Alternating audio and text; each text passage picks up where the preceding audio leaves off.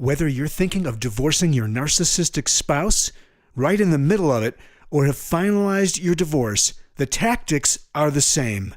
If this sounds like you need to know about Christine Hammond's new masterclass series, How to Survive a Divorce with a Narcissist. In this 4-hour video series, Christine Hammond introduces the toxic tactics that narcissists use to abuse, humiliate, and manipulate you, and teaches you exactly how to recognize these tactics and navigate through them with mastery and confidence. How to Survive a Divorce with a Narcissist is a deep dive, a masterclass that'll show you how narcissists use tactics like bait and switch, scare tactics, roller coaster ride, and child's play. It's How to Survive a Divorce with a Narcissist, a 4-hour recorded video masterclass with Christine Hammond. For more information or to purchase today, just go to growwithchristine.com/narcissism. That's growwithchristine.com/narcissism. This masterclass will change your life. Again, that's growwithchristine.com/narcissism.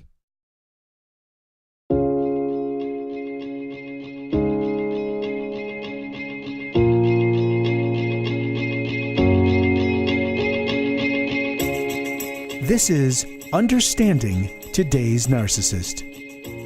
Brought to you in part by PsychCentral.com.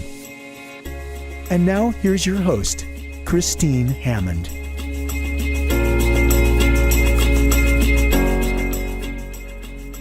Today I would like to do something a little bit different than maybe what we've done before. In the past, we've talked mostly about narcissism, and this time I want to focus on the people who are in relationships with those who are narcissistic. And there's something that I've come across in working with this population that I really would like to address today and bring some clarity to the issue. It's called Stockholm Syndrome.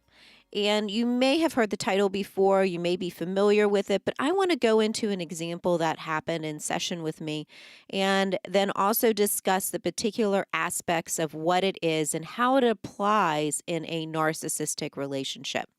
So let's start off from the beginning. I'm going to talk to you about my client, Bailey. She convinced herself when she came in to see me that she was crazy.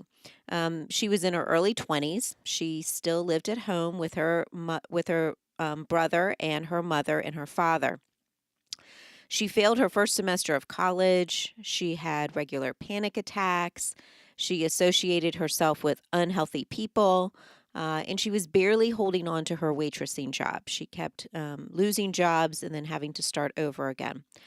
Her father also repeatedly told her that she was the cause of all of the drama in the house. This was a regular script. So he blamed her irresponsible behavior, and he kept saying things like, "You have a mental illness." So she came into therapy as insecure, scared, hesitant, and very withdrawn. After several sessions, a different side of her started to emerge. The more she felt believed and accepted by me, the better she started to communicate, not only with me, but with her family as well. She started to act more confidently at work. She actually opened up the possibility for a promotion there. She removed the unhealthy friendships that she had engaged with, and new people that she started to develop friendships with were now encouraging her to do more with her life. So instead of shutting down at home, she started speaking her mind and standing up for herself. Well, however, just as her home life seemed to be improving, that's when things started to escalate. Of course, her dad picked a fight with her and verbally belittled her, threatening to throw her out of the house if she didn't do exactly as he requested. Mind you, she's in her 20s. He even cited her past suicide attempt from 3 years ago as evidence that she was the crazy person in the family. He just threw it back at her face and said, "You're crazy because you made a suicide attempt." It was a terrible thing to say. The old person, the old Bailey from several sessions ago, started to reappear in therapy as if absolutely no progress had been made at all. His abusive treatment was at this time was insignificant compared to previous abuse that she had actually experienced, which was even far worse than that. So that's when we decided that we were going to do a thorough evaluation of the different types of abuse. After reviewing an extensive list, and if you're interested in that list, just go ahead and shoot me an email at growwithchristine@gmail.com. It's growwithchristine@gmail.com, and I'll send you the list. Just tell me that you're looking for the abuse checklist. So after she started to review that list, Bailey realized that she suffered from physical, verbal, mental, emotional, financial, and spiritual abuse from her father. The only thing she didn't suffer from was sexual abuse.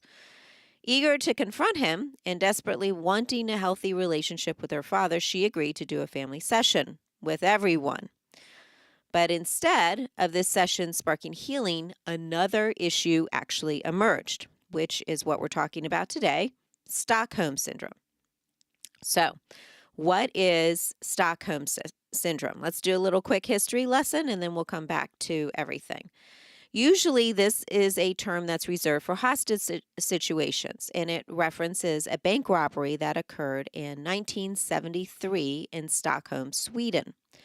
After spending 6 days in a bank vault, the 4 hostages actually refused to testify against their captors and instead raised money for their defense. So the term refers to the trauma bond that's developed between the captor and the hostages, in which the hostages feel positive feelings such as empathy for the person that is actually causing them harm. This allows the captor to not feel remorse for their actions, as the hostages don't even hold them responsible for their own actions. That's the technical definition of Stockholm Syndrome. So what are some other examples? Well, probably if you're as old as I am, you're going to remember the Patty Hearst case. That happened in 1974, where she actually denounced her family name and sided with her kidnappers in assisting them to rob banks.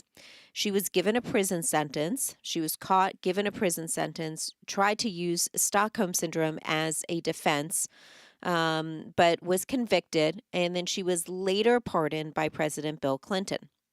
Another example of Stockholm Syndrome is Jaycee Dugard. She was kidnapped at age 11 in 1991 and held hostage for 18 years, bearing 2 children by her abuser.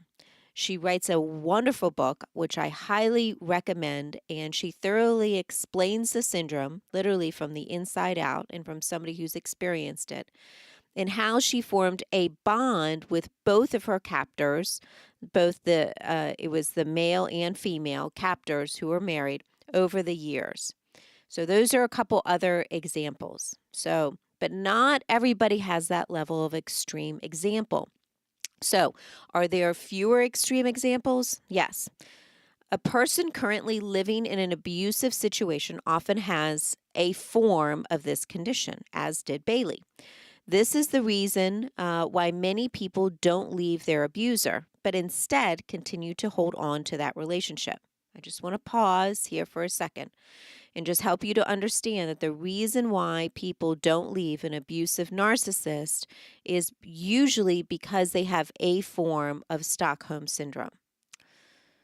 In the case of Bailey, she wanted to believe that her narcissistic father was telling the truth so much that she accepted his assessment of her mental well-being as being crazy when she was not crazy.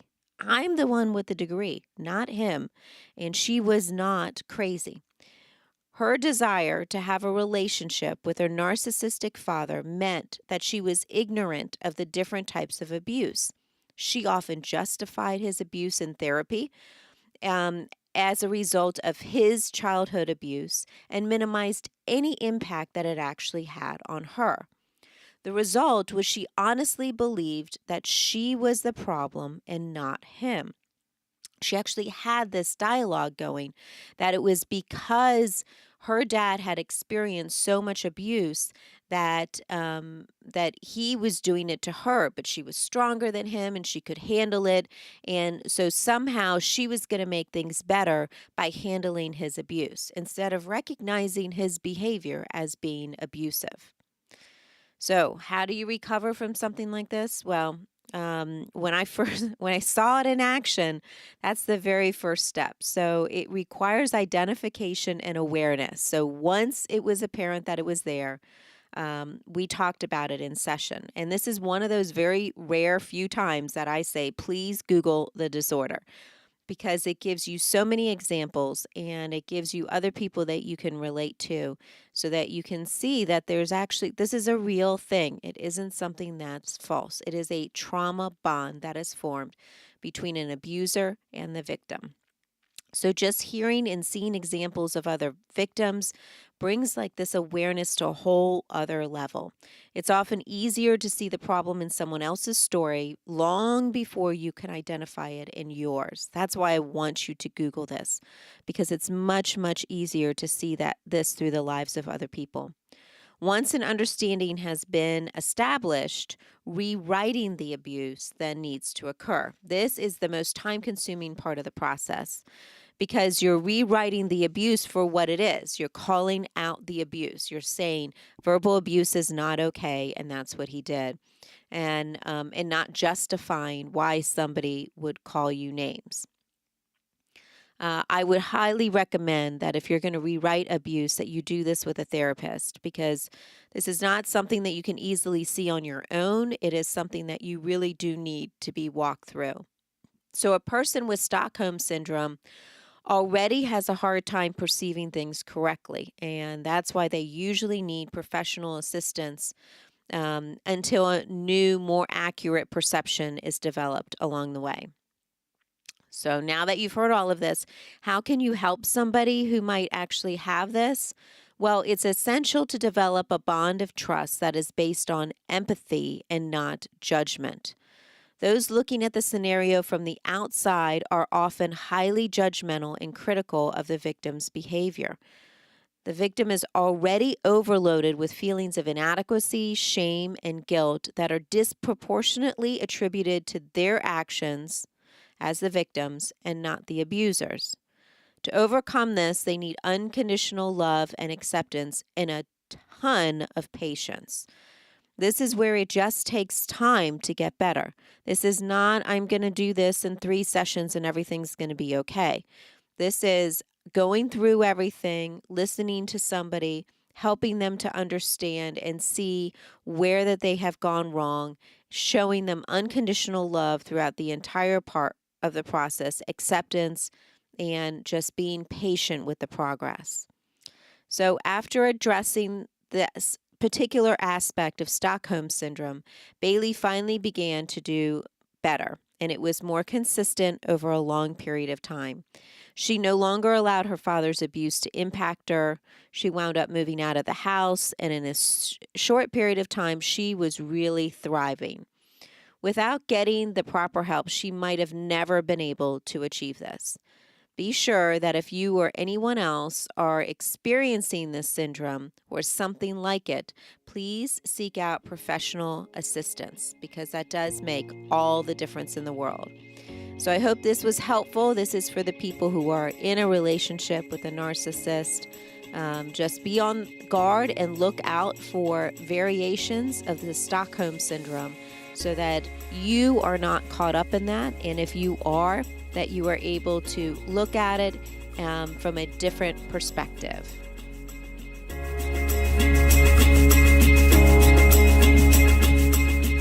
Thanks for listening to Understanding Today's Narcissist with Christine Hammond. Brought to you in part by PsychCentral.com. For more information, visit growwithchristine.com.